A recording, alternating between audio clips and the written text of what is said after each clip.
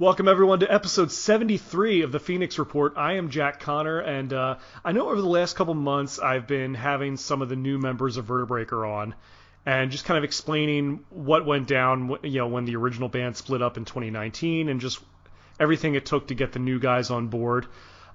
Someone I didn't mention, though, is a guy who jammed with us for a couple months there before he ended up moving away. As you could probably imagine, anytime you're starting a new band or trying to, you go and meet people along the way, whether they end up staying or not.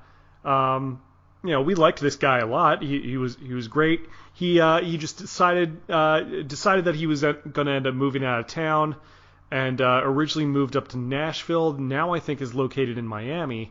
But even before and since, this guy's been involved with music for a long time. I know he got started at a young age, being in bands, and I found him online. I thought, man, this young guy is really a credible guitar player, very talented, a very much a go-getter, because he also had this YouTube show with a buddy of his called Scar My Guitar, which is sort of like which was a really interesting YouTube show that fixed up old guitars or made new ones from scratch that he and his partner did, and it had quite a YouTube following on it, and I think he's still doing it now.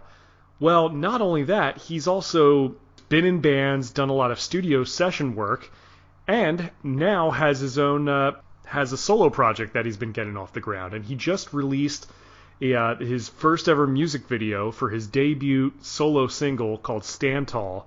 Please welcome to the Phoenix Report, Josh Gomez. What's up, buddy? What's up?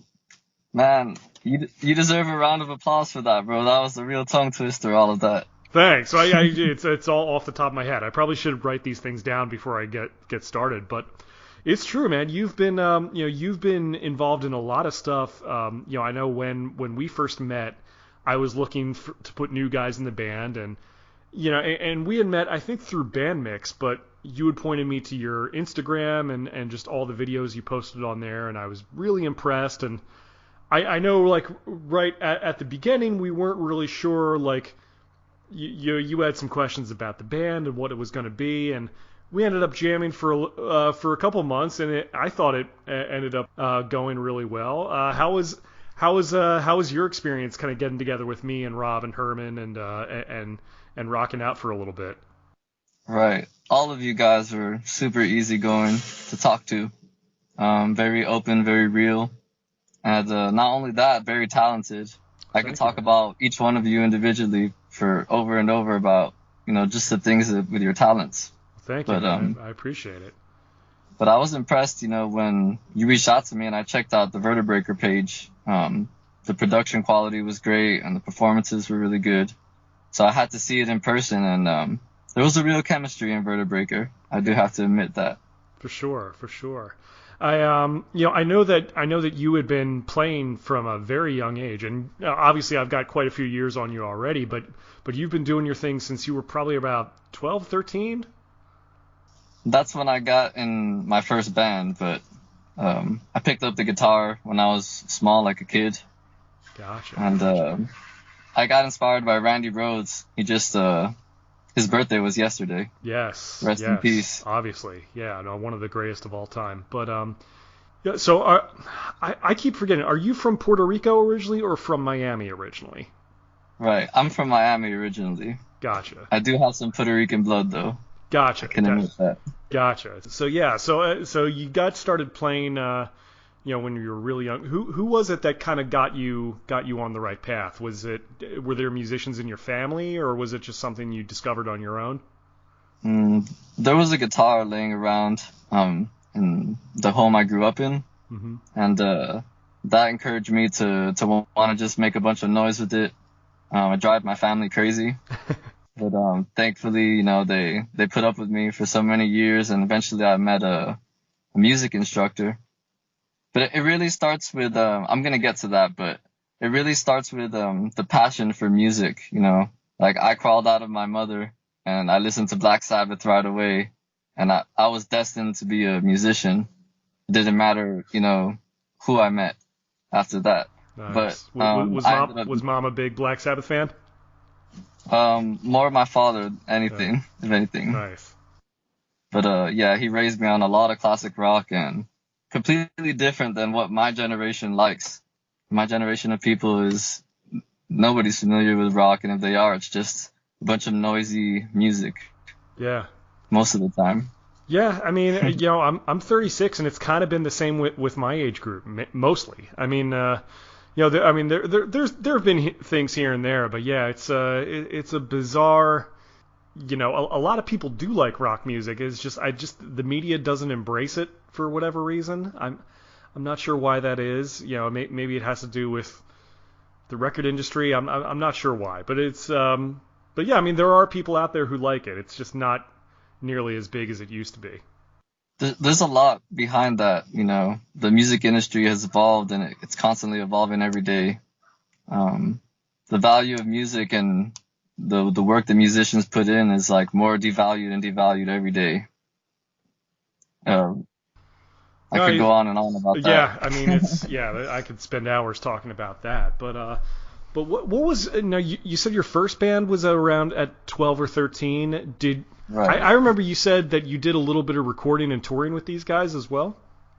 Right. It was mostly local stuff in Florida. But we were called Mourning the Wicked. Shout out to Yoshi and everybody else. But yeah, that was a band that was around for a couple of years. We started in 2009. We were basically just high school, college kids, just making really good metalcore music. But eventually we all went our separate ways.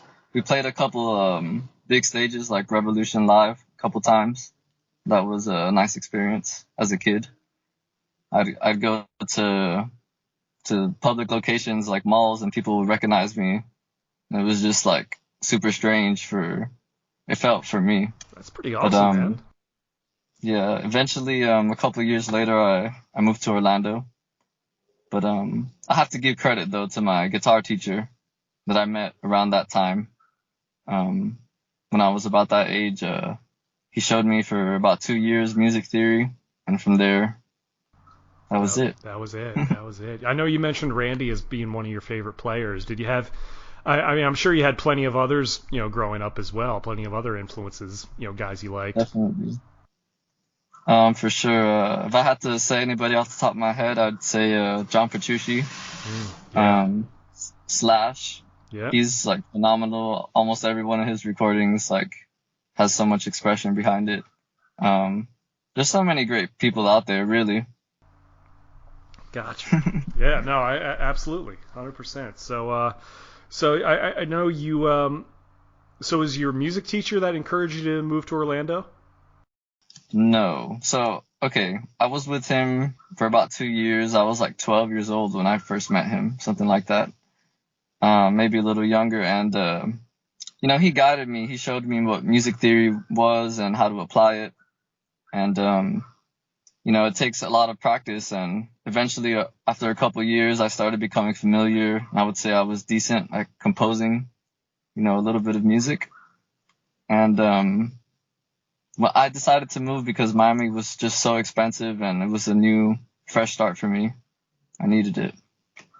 I moved to Orlando, and about I don't know, maybe 6 or 7 years later I met you. Yeah. Vertebraker. What was now? I mean, I'm not as familiar with the Miami area that much. What would you say is like the big difference between living in Miami versus living in Orlando? I mean, besides the cost of living, since we're talking about music here, more than anything, rock isn't the most alive thing. It's probably one radio station or two, depending, if it's like past 12 o'clock, which is terrible. Most of it is just like Spanish music and hip hop. Things like that. This is in Miami, you mean? Right. Oh, okay. So like one rock radio station there. And I mean, obviously with the whole COVID thing, no one's touring right now, but back then there was like this little metalcore gent scene happening. I was a little part of that. Yeah, I mean, there have been some really cool bands that have sort of come out from that area, like Black Tide comes to mind. Right. But yeah, I mean, it's an interesting thing about Miami because from what I've understood, like there's definitely like the music business is definitely has a presence in there, but it's not known for being like a big rock town, you know? Exactly. Even like some of the biggest bands you could think of, they don't tour around here. You have to either go north up the state or to a completely different state to see them. Do you think it's maybe partially a like a cultural thing, just because it's such a huge Hispanic population, down south? Maybe not everyone there sort of grew up on rock music, or do you think maybe that's part of it? Definitely. There's a lot of Cuban, Caribbean, Haitian people down here. The more north you go, I notice there's more American people, and the rock scenes or the music culture is different for sure. As you move up through Florida and go through Atlanta, it's almost entirely different culture. I'll bet. I'll bet. So yeah, I mean, I imagine that would certainly have to play a part, but you would think it's a big city though, a lot of people there, a lot of money down there as well. It's a party city, like you said. It's very much an expensive place to live, I imagine. So you were in Mourning the Wicked for a while. You end up going to Orlando. Right. What was some of the other? Did you have any other music related projects there? What? Because you said there was sort of a 6-year gap between when you moved there and then when we met. What else were you involved in during that time? Right. A lot of that time, I was about 16 years old when I moved up here. Mm-hmm. So. I mean, so you were still going to school and all that. So. Right. I was going to school. That played a huge role in it. I was trying to work on some solo music, and I guess, at the time, I don't know, I was probably made too many obstacles for myself. I got in my own way. I could have been releasing more music, but maybe 3 years in, something like that, I made a band with a couple friends. Or if anything, I joined a band from my couple friends called Naked Waters. We were an R&B band. Oh, right on. How was that sort of going into an R&B band from metalcore? It's definitely different guitar skill. Right, for sure. That's the beautiful thing about music, though, is that you can, if you really understand it, you can spread anywhere, and the more genres you take in, the better you become as a musician. Absolutely. And that's the funny thing about R&B. Even though the guitar isn't necessarily always front and center, there are definitely there's definitely room in certain songs where you can come in and just shine a little bit. Right. It's funny because I didn't come into that band playing the guitar. Oh, really? I came in kind of just filling in for someone. I guess not filling in, but they didn't have a bass player at the time. Oh, so you were on bass. Right. I was playing bass. Well, there you go. Well, I mean, to play R&B bass, that's a lot more difficult than playing like rock bass, because in R&B, bass is so much more upfront and really in the mix and really driving everything. Not that it's not in hard rock and metal, but like certainly with R&B and funk, that there's definitely a lot of bass in there. So that's cool. For sure. And did you eventually switch over to guitar? Right. That's funny how that happened. Because we had another guitar player in the band, and he was great. His name is Chris. Mm-hmm. And I'm trying to remember his nickname. He has like an artist name. It's like CTC or something. Oh yeah. I don't remember, but it's kind of messed up. But we played a gig, and there were points in the middle of the gig where like, I guess bands were taking a break or something, so no one was on stage. So we just decided to pick up a couple instruments, and I picked up the guitar, and my buddy Graham was on drums, and I just kind of started noodling over the rhythms, and it turned out to this whole jam. And the next day, Chris decided that he wanted to play rhythm guitar and let me play lead guitar. Oh, there you go. But no disrespect to him, because he can definitely hold it down as a guitar player. Nice. Of course. That's just how that happened. Very cool. Naked Waters was what you said it was? Naked Waters. Right on. It's funny. We were about 7 guys in that one band. It's a big ensemble. Yeah. Right. Do you have like horns and stuff, or? we had one guy who did play what was it, a trumpet, and he played something else, a saxophone. Nice. Played a saxophone. That's cool. Yeah, it was Right awesome. on. That's awesome. So I know. Let's see. You were. I think when we met, it was about a year and a half ago. I think were you 21 at the time, or? About that age, I Yeah. think so. Okay. So I'm just trying to do the right. math in my head, but yeah. I mean, I was definitely impressed when at sort of all the experience that you had already, even despite being so young. But in addition to watching you play, but I was glad that we got to meet up and jam for a little bit. And but I know that you had a few obstacles along the way, like you were in a really bad car accident at one point. Right. How are you? I mean, I know that you got a little bit injured from that. We had touched on this before I started recording, but how are you feeling physically now? Is everything okay? I know you had some issues with your back. How are you dealing with all that right now? Well, I don't like to talk about myself, but I don't mind being open about that subject. Yeah, we don't have to get too deep. If No, you no, don't, you don't have to say anything you don't want to. I was just curious. I'm a very transparent person, Yeah. so no problem. I could tell you that story too. My friend, my old friend, he's not really my friend anymore. Quotation marks. Gotcha. I met him in high school. I don't want to say his name because I think he deserves the credit. But Okay, yeah, no, that's fine. I helped him grow from a beginner to an advanced student, and he was really talented. But we were on our way to a music store one day after a couple years knowing each other, maybe 5-6 years, and yeah, we were just waiting at a red light, probably on our way to go buy some more guitar strings or something like that. And then out of nowhere, this truck smashes into us from behind. We get rear-ended, and so I ended up with 7 bulging discs and 3 herniated discs after that.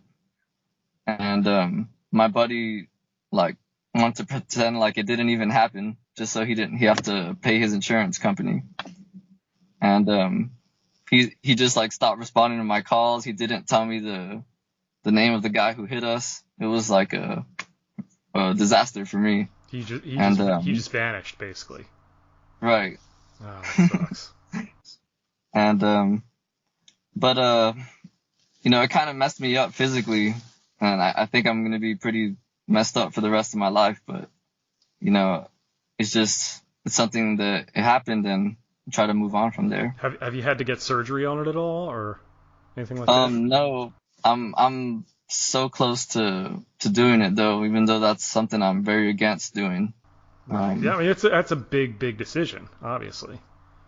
Right. So, well, I mean, I'm sorry to hear that, man, but I'm glad that at least you're dealing with it. It certainly hasn't impacted your ability to play. I know that because you're still doing what you love to do, which I'm really glad to hear. Let's talk about Scar My Guitar for a little bit. So this is when we met, this was a YouTube show that you were doing, and as far as I know, you're still doing it. But you got a pretty big YouTube following out of this, and I think to the point where it's you were able to do that as sort of your main job, your main source of income.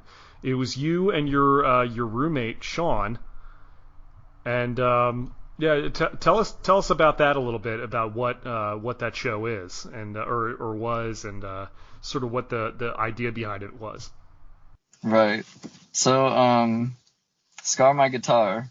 The concept of that show was to basically make the Pimp My Ride version of and bring it to the guitar community, if that makes sense. Yeah. Take Pimp My Ride and bring it to the guitar community.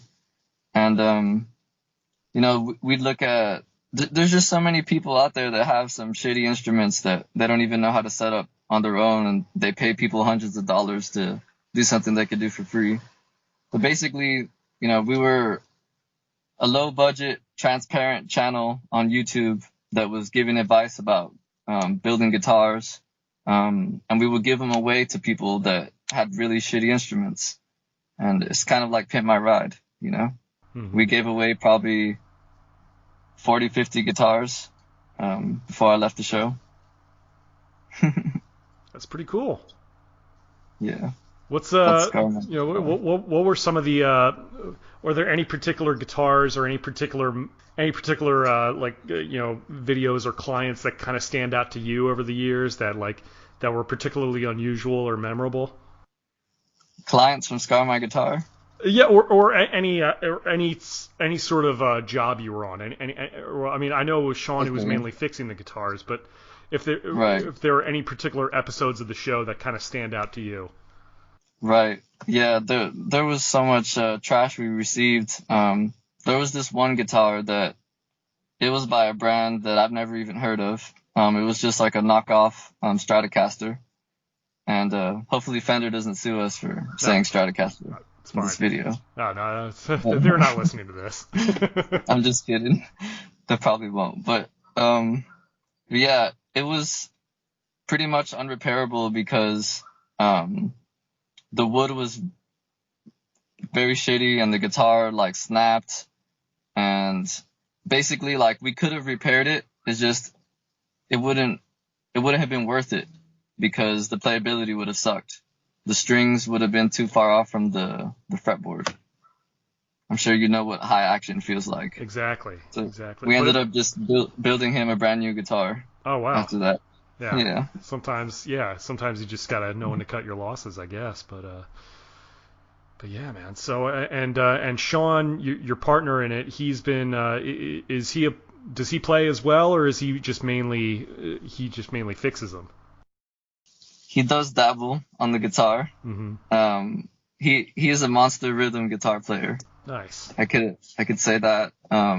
He does know how to give a performance, as a musician. And yeah, he's really good at songwriting and producing. I like his mixing. It's really good. Very cool. Well, yeah, no, I know Scar My Guitar is something you're still doing, and it's still going on. And I know, and bringing back to like when you started jamming with me and my guys for a little bit. I know for a couple months here and there we had to sort of stop and start because I ended up having my second child, and right. I just wasn't able to do it, and things were still so early that we were just kind of still figuring out what everything was. And I remember you gave me a call and saying that you guys were thinking about moving to Nashville, and so and so that was what your plan was going to be. Did you guys end up moving to Nashville after all, or did you just end up changing your mind and going to Miami? No. So, we were going to move to Nashville. We were saving up for it, but, we ended up having different views about the show. Oh, yeah. And, I ended up just having to leave because, I have my own goals that I wanted to do. I wanted to make music, and, Scar My Guitar was just something that was taking up too much time. And we just had to cut our ties. The show is still going on, though. But you're no longer involved. I'm not involved in the show, but maybe once in a while I'll say hi to the fans. Oh, that's cool. That's cool. All right, I wanted to clarify that. I know it was something you were involved in, but you still make a few guest appearances, I guess, and that's pretty cool. But I know in addition to that, you were also. I remember you telling me that you were also doing some session work for other artists. I remember there was this one girl in particular you mentioned who was had a pretty decent social media following, who you were playing guitar on her track with, and I guess maybe co-writing. Who were some of the people that you've worked with in the studio? Right. Not too many big artists. Probably the biggest one I could mention would be Natalia Lugo. Natalia Lugo, she's this killer vocalist from Puerto Rico, and she's got a huge following over there, and she's someone that you want to look up to when it comes to an artist in the music industry. She does it all. She's every single day. It's like she's on a new interview on the news, and she's on billboards, and every company wants to do a deal with her on Instagram for clothing or something. Like she is always striving to do something. She's one of the busiest people I know. Very cool. Who else? I've worked with a lot of mostly local artists, you know, Sure. not too many big names. I've worked with Young Too Much Productions. Want to check him out? Young Too Much. All right. I've worked with Antonio Edwards and with his wife, Riss. Both of them very talented individuals. They got their own music projects and real estate things that they do. It's probably both here in Orlando or in Miami as well, or both? In Orlando. Oh, okay. Very cool. Yeah. I have this bunch of people I've worked with over the years, you know, doing studio stuff. A lot of it was just collaborating with friends, and other stuff was just people wanting to have some guitar tracks, you know. Yeah, that's good. I mean, and that's good work if you can get it. If you make yourself, you know, if you're able to learn stuff quickly and be versatile enough, it's definitely a good tool for any musician to have, is to be able to, you know, jump onto a session or just be able to play with anybody. It's definitely a good ability to have, as you know, for any musician, I think, is to have that flexibility. So you're down in Miami now. I know you've got your family down there, so I'm sure that was part of it. But and now you have this new single out, Stand Tall. And I guess, are you doing a full length solo record, or what's the deal? Okay, so I have changed my way of thinking when it comes to making music, at least for the moment. I was in the process of making an album in the beginning of this year, but you know, a lot of crazy shit happened to me. Like, my laptop got destroyed with all my songs, but I was able to recover some of it, and I feel like that was kind of like a blessing in disguise, because the album approach for a startup musician, I don't think is the way to go. I think someone starting up, you know, for them to invest in an album, that's a lot to invest into, especially if you don't have a fan base. Right. You know, maybe for someone who has a couple hundred or thousands of fans that will buy, you know, merchandise and things, I could see why you would want to get an album. Yeah. But the music industry has evolved to, I think the best formula is just single after single, so you can milk it as an artist and get every fan you can get, you know? Yeah, I agree, especially if you're a solo artist as well. You know, it's even tougher, I would think. But I was definitely glad to see that you were putting some new stuff out. And what was it like singing? Because I know that you're not normally a singer, but right. You know, that was that nerve-wracking to try that for the first time? The funny thing is that it's not the first time that I've been a vocalist. Oh yeah. But like, cause it's funny, cause a lot of people that know me here in Miami, they know me for singing and being loud and making a bunch of noise with music. Oh, yeah. But you know, I went off of doing vocals for a couple of years because, you know, I just accepted the fact that I don't got the prettiest voice. You know. Well, I mean, it was definitely unique, because it was almost like half singing, like half rapping in some places. Like, it was definitely unusual, but it was distinct. It makes you stand out, I think. Thank you, dude. I heard something like that once, something similar to that. But yeah, there's just people that have prettier voices. But besides that, you know, the music that I do is not necessarily pretty. Right. Only sometimes. I hear you. So right. You had written some lyrics over the years. You know, I know you'd kind of gotten away from singing for a little bit, but was this something that you really wanted to do? Have an album of a solo record where you're singing it and playing it and writing it and everything? Was you know, what was that like for you after years of not doing it? At first, it was kind of challenging, but I just realized that I got tired of waiting around for other people, and I just kind of had to just get it done myself. And you know, I see Stand Tall as like a setting stone for many songs to come. For sure. You know, when it comes to the lyrics, it was inspired by that story I was telling you earlier with the car accident. Oh, I'm sure. I know you mentioned doing single after single. How many songs have you recorded so far? Well, I don't know if I want to give that information Oh, away. okay, fair enough. I didn't know if you were thinking about maybe like an EP release or anything like that, but I know you got plenty of singles coming down the pike, so that's really cool to hear. Are you thinking about are you looking to like put a live band together eventually? I mean, once things open up, I mean, with COVID right now, nobody's playing live. So, I mean, the expectation isn't really there, but is that something that you want to do eventually with this project? That would be the most ideal thing, to get a bunch of like-minded people together, and people who just want to make good music. I'm trying to carry the flame of rock music. I feel like, there hasn't been many good artists since the 90s that really wrote good compositions. I feel like it's evolved into this fast-paced, genty, watered-down, mumbo-jumbo progressive garbage. I don't know if you know what I'm trying to say. Gent music. Yeah, I think so. Like there's certainly been a lot of heavy bands out there, but it's just, not quite as melodic, or I guess kind of lacking the soul of it a little bit. Right. I mean, there's a time and place for it. Of course, when you want to get heavy with your dynamics and you want to scream, of course you're allowed to do whatever you want to do, but that doesn't mean to go extreme and forget about the music itself, and the way a song is composed and a song structure. And you got to be realistic, especially if you're gonna be an artist for a long period of time. Is something super progressive even gonna sell?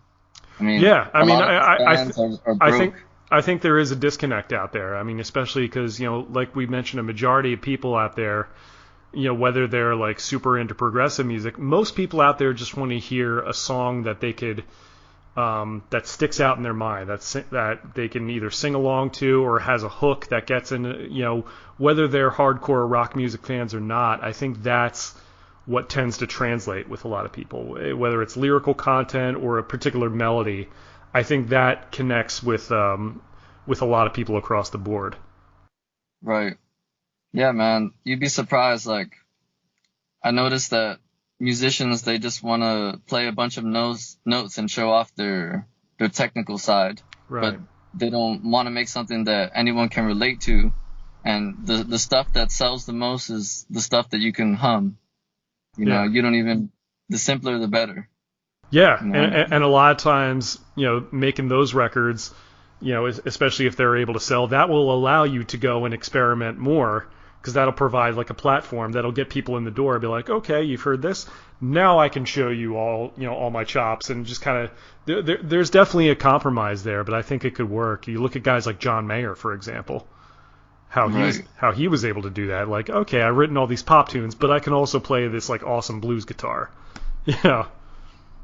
So I think there's definitely a middle ground there. But yeah, man, I'm glad that you're out there, that you're doing your thing, that Stand Tall is out there. It's a really unique song, and I'm sure you've got plenty of different styles that you might show off as you continue to do some of these singles. I don't know if they're all going to be hard rock tunes, or maybe you might have a couple of different genres in there.